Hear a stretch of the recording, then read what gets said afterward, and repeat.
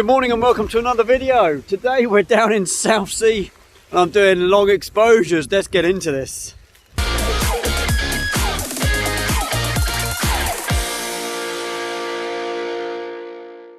Good morning.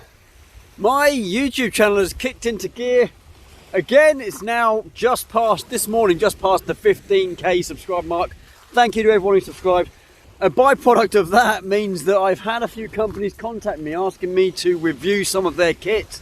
And my channel is mainly a landscape photography channel. I know a lot of people have joined recently for portraits, and that's fine. I've got a portrait session tomorrow, or actually this evening, I'm going to vlog. So that'll come out this week too, so stick around for that. But I was contacted by NiSi, I'm not sure how it's pronounced, NiSi, N-I-S-I, to review their long exposure pack. Now that is four filters, and the cost of that, I can't remember. I'll link it down in the description for you to have a look at anyway. And they've sent it to me, disclosure, I've sent it for free. They contacted me, actually, I was in talks with them before the pandemic hit, and they were going to send this to me 18 months ago, just before March last year. So yeah, not quite 18 months, but you know, quite a while ago. And we didn't actually manage to connect. There was issues with shipping, obviously, because of the pandemic. And then the guy that I was in contact with has since left that company. And they reached out to me again a few weeks ago and said, do you mind now having a look and giving it your shot? So this is going to be a review video. I'm going to review this 4 filter pack for long exposures. Now, you guys know I love a long exposure. It's one of my signature pictures to get when I go to a location. I'm currently doing a long exposure.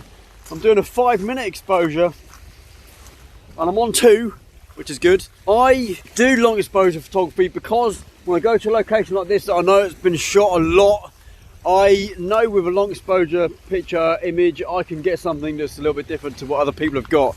And it's that simple. It's not difficult to do. This isn't a video on how to do long exposures. If you want to learn how to do long exposures, click the link up the top there. I'll leave a link up there for a video I did a few years ago on learn long exposures in 10 minutes. Very quick overview, but it'll get you started. And this pack, like I said, it comes in 4 filters. You get a 3-stop, a 6-stop, a 10-stop and a 15-stop. This is going to be a hands-on review. I'm doing an image now with the 15-stop filter on the front of my lens now. I'm at sunrise, although I didn't actually get sunrise. The sky did go a little bit red. Long exposures at gold now are fantastic. But a good thing about long exposures, you can do them anytime. I love to do long exposures during the day when the sun's out. I don't mind. That's probably the only time really I would shoot during the day. But having this pack, which I actually have on me here, NiSi, it's actually a bit of a game changer for me because I've only ever really worked with a couple of filters. I've usually got my Old Faithful, which is supposed to be a 10-stop filter. Actually, I get 13 stops of light out of that, which is brilliant. So during the day, it's fantastic. I've also got a 6-stop filter that I can combine, because you can stack these babies. This is the screw-in. This isn't the slot-in ones. This is a screw-in, but you can still stack those two. Yeah, I actually think this is going to be a bit of a game changer for me. So this video is going to be looking just at a couple of things. I'm not looking at technically how well made it is, although they are well made, but I will be looking at how accurate they are to their stops. Obviously, I'm calculating using my phone, which means I can calculate quite accurately. If it's out or it's too dark or too light, I know that the glass isn't quite where they say it is, and that happens sometimes. It's not a major deal, but I can see how accurate it is, and the image quality. Also the color cast, because some of these filters historically have given color cast, but quite recently they've been getting rid of that. And now these, I can tell you, these filters are thin. They are thin, and I'm wary about using, you know, these really lightweight, thin filters, because I'm a dropper. Let's face it, I drop stuff all over the place. I've dropped lenses. I've dropped cameras. On this beach, in fact, I dropped a camera on a tripod. It went over in the wind. They, like I say, they come in this nice little handy pack, which will fit around your strap if you so need to. I'm only doing it out of ease of use today because I don't want to be packing away my camera every 5 minutes. I'm going to go to a few locations along the coast here. I've started here for sunrise, although we didn't actually get a sunrise, and I'm on the right time there. Look at that, perfect timing. And let's have a quick look. Hit that play button, and yeah, not too bad. not too shabby. A lot of colour in the sky there, and the sea is nice and milky, and the sky is nice and smooth. But we're going to get these back to the computer in a bit, so don't go anywhere. I'm going to go to a few more locations, get a few more nice shots. I wish for a better sky, but it is what it is. I wish for a rougher sea, because that's like a mill pond this morning. However, it is what it is. We're just going to go with it. I'm going to find a few locations, and then we'll get back to the computer and have a look, and I'll go through what I would be looking for if I was looking for filters, and certainly if I was looking for NiSi filters, the long exposure pack.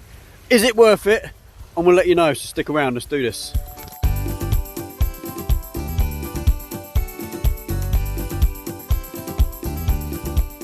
Another iconic location I come to quite a bit. This is Victoria Pier down on, there's probably the square tower just up there.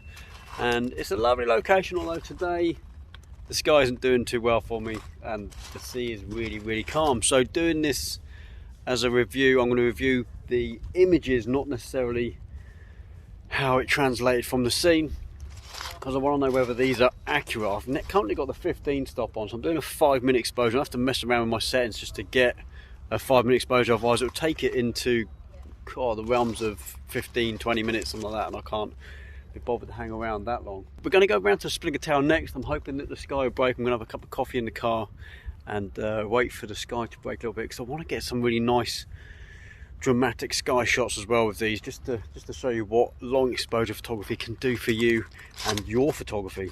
So I'm going to wait for this, and then we'll get cracking on round the corner. I'll see you in a bit. Bye. So I've come down to the Splinger Tower. The sky is just a whitewash. That's not very good for long exposure photography. You like a little bit of cloud definition at least, so that when the clouds whip across the sky, you get that nice wispy effect. But I'm still going to take these pictures, and the caveat being obviously that the longer the shutter speed for a sky like this, it's just going to become a white sky, and that's fine, not a problem. But I'm liking these filters up to this point. I think they're really good. I can't see a color cast, which is fantastic. Even in the 5-minute, you know, the 15 stop big boy is actually seems to be working really, really well, quite accurate in the timings and stuff as well. So I'm quite impressed, really, sometimes with a lot of these filters, especially the new kind of thinner filters. You're a bit worried about the quality and how, you know, how accurate they might be.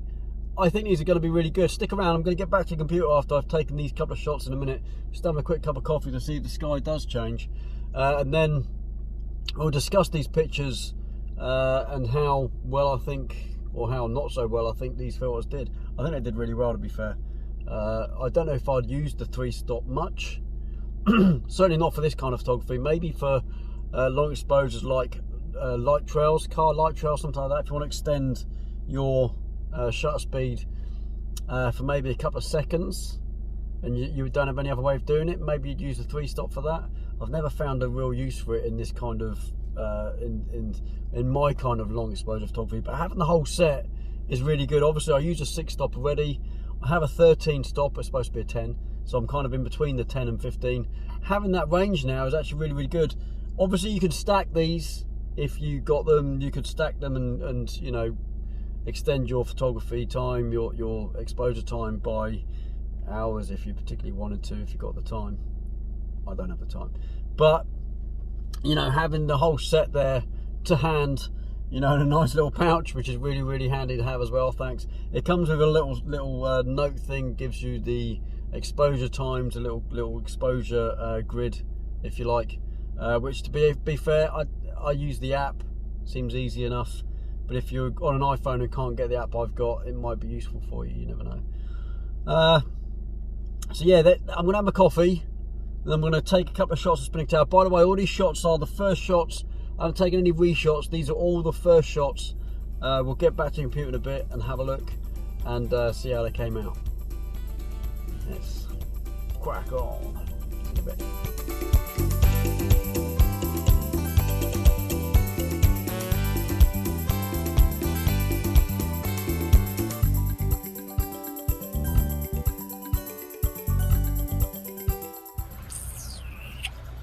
Typical going to a shot, but actually it doesn't matter. I'm doing my long exposure. I've got my 15 stop. I'm doing 5 minutes worth of exposure there, that boat going through is going to disappear. The only thing that may remain potentially is the wake, because the wake is usually lighter than the rest of the water. Sometimes that will stay, depending on your exposure time. But yeah, getting really well. This is the position I'm in. I'm down underneath the bleachers. The tide is right out. It's still going out. It will start coming in about half an hour. I'm not going to be here then anyway. If you come to a place like this, be really careful. I've just realised that the 6 stop has a circular polarizer built in. It turns. I didn't realise at first it turns. But it has a circular polarizer. So I'm thinking now whether at a place like this, if you want to see the stuff in the water at the sort of edge, if you're in anywhere really nice where there's nice lakes and you want to see the stuff under the water, you can use a circular polarizer to take away the reflection and see the stuff under the water, which is pretty cool. So what might be a good idea with this kit, which is another game changer really, is instead of using the 15 stop, why would you not use the 10 stop and the 6 stop with the circular polarizer if you're in a situation like this? I'm not set up for that, but it's something that potentially I'd like to look into and see how that works in a future video potentially. I haven't got time today, but that should be quite cool. Nearly done with this one. Got another couple of minutes left. We'll get back to the computer in a second and we'll check these pictures out. Remember, these are all pictures straight from the first shot I've taken of these, using my app to calculate what it should be. I think they're all pretty okay. I think the only one this might be slightly off is the 10 stop, and we'll look at that later on and I'll explain what I mean. So let's get back into this and I'll see you guys shortly. Take care, bye. Okay, welcome back to my house, the computer. We're in Lightroom now. Let's get straight into Lightroom and have a look at what we have. You'll see here we have 12 images from 3 different locations this morning. Each location has 4 images, obviously, using the 3 stop, the 6 stop, which has a polarizing filter in it, and also a 10 stop and a 15 stop. And they're color coded. We can look at them individually as in the filter. So 3 stop filter is these 3 images, that kind of stuff. So firstly, I want to say that the 3 stop filter is pretty awesome. Let's have a look at the 3 stop filter. In each location, it's done its job fantastically. Not a huge amount to it. Like I said earlier, I don't think the 3 stop will be anything I would use in this kind of scenario. Potentially, if you want to increase your exposure time by a couple of seconds, maybe use that. It's not going to give you minutes ever. You're not going to get extra minutes out of a 3 stop filter, but it could be something you might want to stack potentially on top of one of the other filters, which would make it you know, quite an advantageous bit of kit to have. So it done its job. Awesome. The first location there, as the sky was coming in, this was sunrise this morning. A little bit of a red sky. And this was Victoria Pier. Again, awesome. Pretty sharp image. I'm not sure what's on the end of the pier there. There was someone up there at some point. And then at Spinnaker Tower, yeah, done a good job. I have noticed there's a bit of a brown colour cast in this. I had my camera on auto white balance, so potentially it's got a little bit of a colour cast, but not much. This image is a little bit dark. There's no real highlights if you look at the histogram in this image, but not something you can't mess around with and just increase ever so slightly like that, or just bring the shadows up, back down. So yeah, nothing too bad there. Let's have a look at the 6 stop. Now the 6 stop also has a polarizing filter, which I didn't realize at first, but it does have a polarizing filter built into it, so it has a ring that turns. It also spins in itself. I was trying to unscrew it and realizing it wasn't unscrewing. I was just turning the polarizing filter, and then realized as I had a look, it said polarizing filter. I should have researched that beforehand, but I didn't. Anyway, so the good thing about this is that if you're ever at a location where you want to get rid of a reflection off of a surface, maybe it could be off of a car, the reflection off the car, or if you're at a pond or a lake and you want to see through the water immediately in front of you, you can use this. It won't do a whole lot. People use polarizing filters for the sky as a bit like a graduated filter type of effect. With long exposure photography, that doesn't really do a whole lot really, so I probably wouldn't use it in that respect. But it's useful to have, useful to know it's there if I ever go to maybe Scotland and a nice loch and want to get some stuff looking through and still get a bit of a long exposure shot with the clouds maybe behind. It's possible to do that.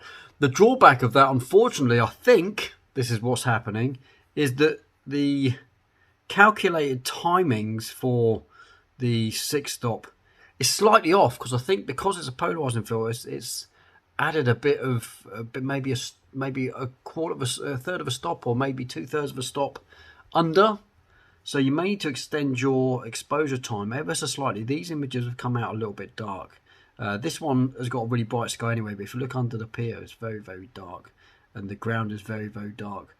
I would, if I click the auto there, see what it gives me. Yeah, it's giving me a plus 0.65 exposure, and I'm assuming that that's because of the polarizing filter is built into that as well. Just worth a mention. It's not a major deal. It's not a huge deal buster for me. I like it as a feature. It's quite good. I'm glad they put on the 6-stop and not on the 10-stop or anything like that, because it wouldn't make any difference on a 10-stop. Apart from that, there's not a lot else to say about that. Obviously, with the exposure times here, we've got that's a 13-second exposure time. Not enough for the slow clouds this morning, obviously, to have an effect on the clouds or the sky. It has had an effect on the sea, so I've got some sensor dust down there.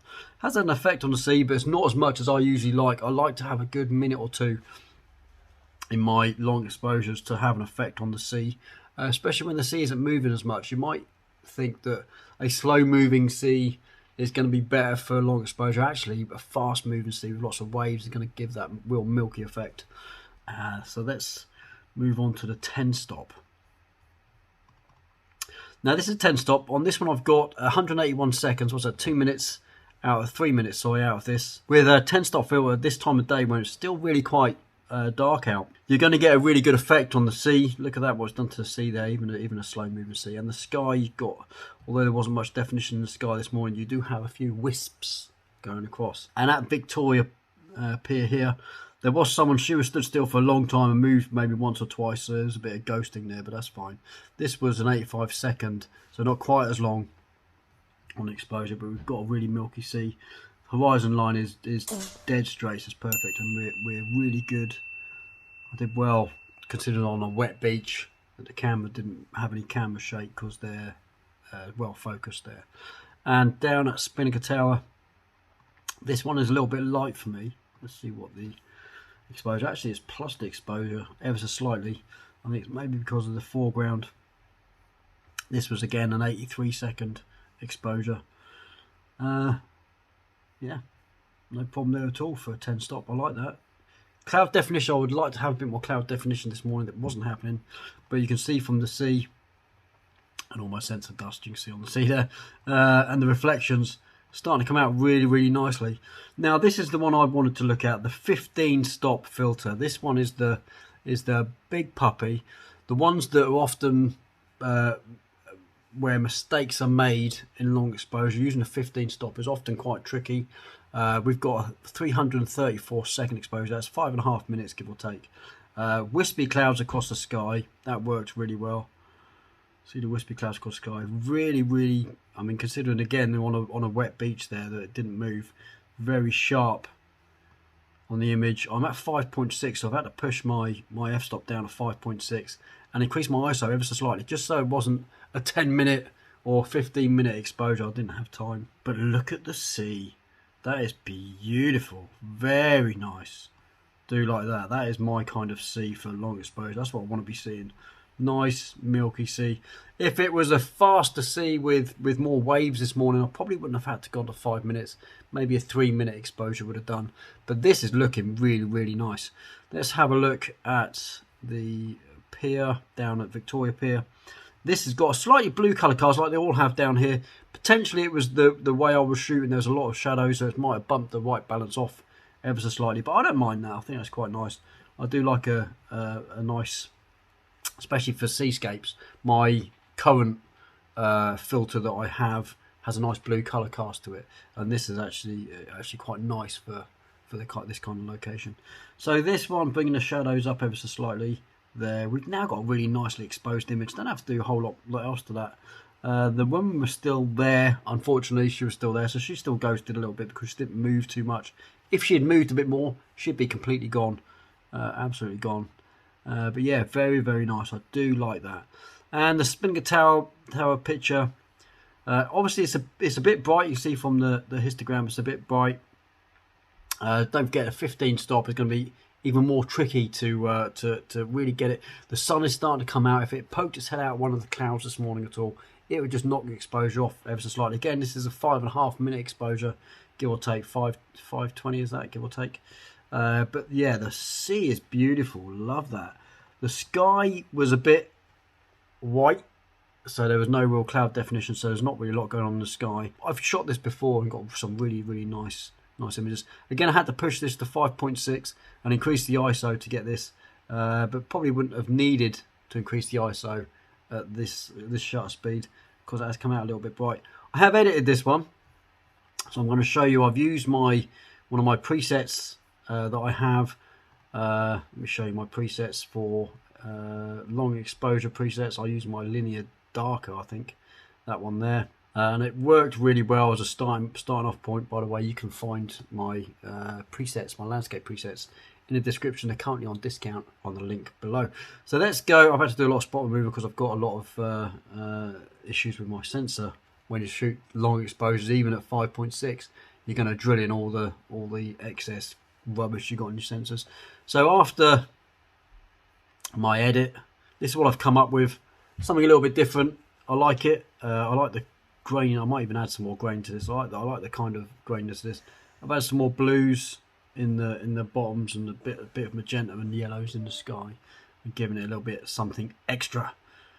So yeah, I actually like this set. Rounding this video off, I know it's been a long one, but this NiSi set is actually really good, and I think it's well worth the money. It's good to have in your bag.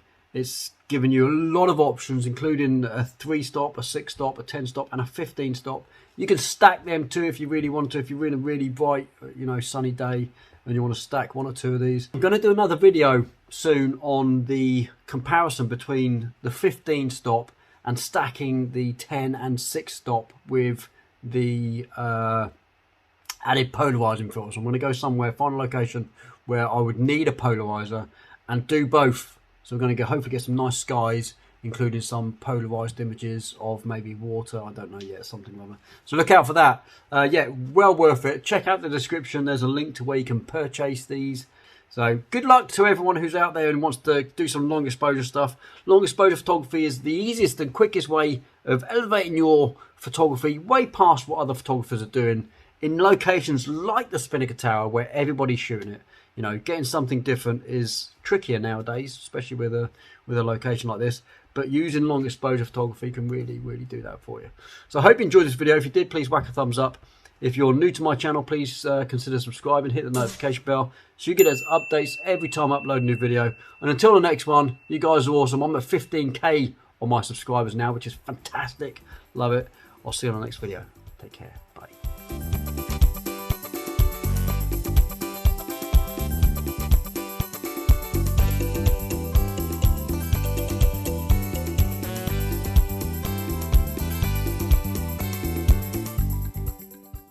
Hi, I'm Andy and I'm here to tell you about my new online landscape photography academy.